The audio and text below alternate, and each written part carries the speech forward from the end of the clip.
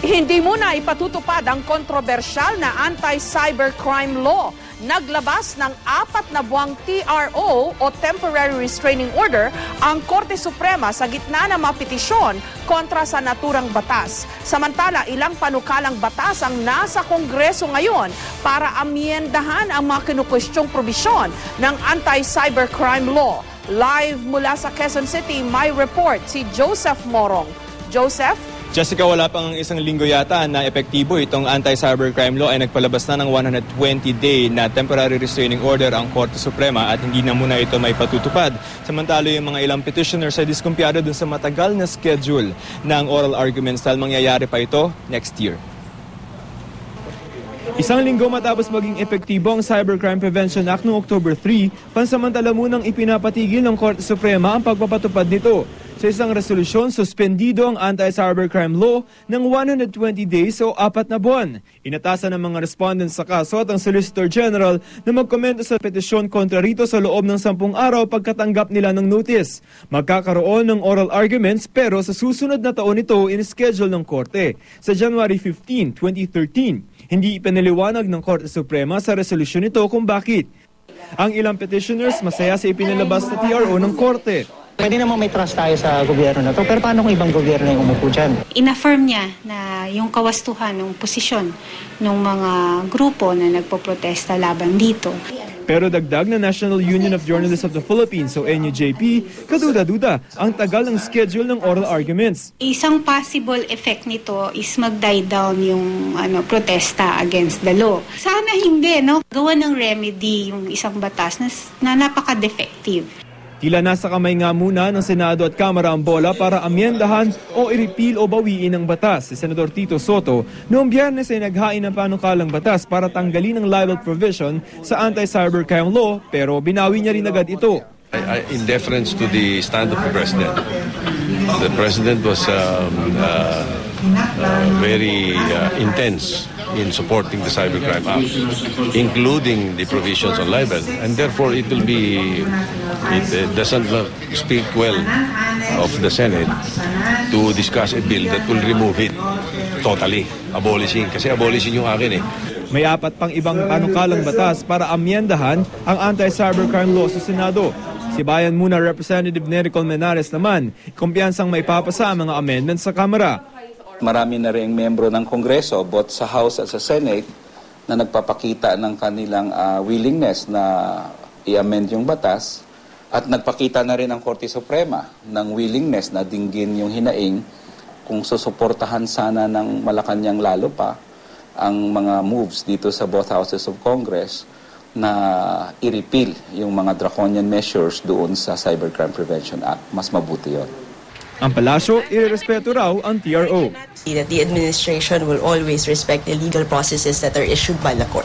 TRO is a provisional remedy. It is not in any way construed as a judgment on the merits. Jessica, dahil sa TRO ay itinigil muna naman ng Department of Justice yung pagbalangkas nito ng implementing rules and regulation o yung IRR ng anti-cybercrime law. Jessica? Okay, Joseph, walk us through the process.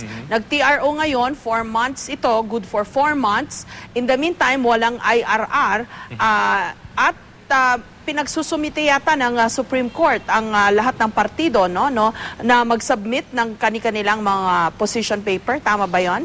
Well, mayroong binigyan yung mga respondents, ito yung government technically, ng 10 days para makapag-comment doon sa 15 petisyon.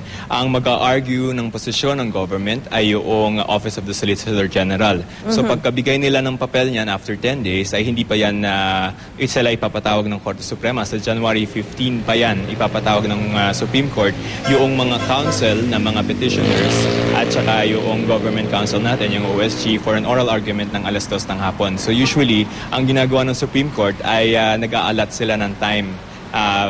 Ang natatandaan natin parang 20 minutes to argue kung Okay. medyo konti yung petitioners. Baka ngayon, since 15 to, baka assignan sila ng topic tapos sila doon mag-argue on based When on is the this topic. again? Sorry? Ma'am, next year, January 15 po yan. It's a Tuesday, alas 2 ng hapon sa Korte Suprema. Okay, Jessica. after no mag-lapse nung 4 months nung TRO, tama ba? Kasi parang may mga computations. Kung halimbawa October 9 ngayon, so October 9, November 9, December 9, January 9. So technically, on the day na nag-argue ang mga petitioners before the Supreme Court, ay meron pang, wala na existing na TRO. So meron tayong time from January 9 to 15 na hindi natin alam kung i-extend ng Supreme Court yung TRO which will lapse ng January 9, Jessica. Okay, would we know kung ilan ang bumoto para sa TRO sa 14 justices? Well, may mga reports during the day that it is a unanimous decision, but hindi yan nakasulat doon sa official na ipinalabas na resolution ng Korte, Jessica. Okay, in any case, hindi pa naman ito Merits.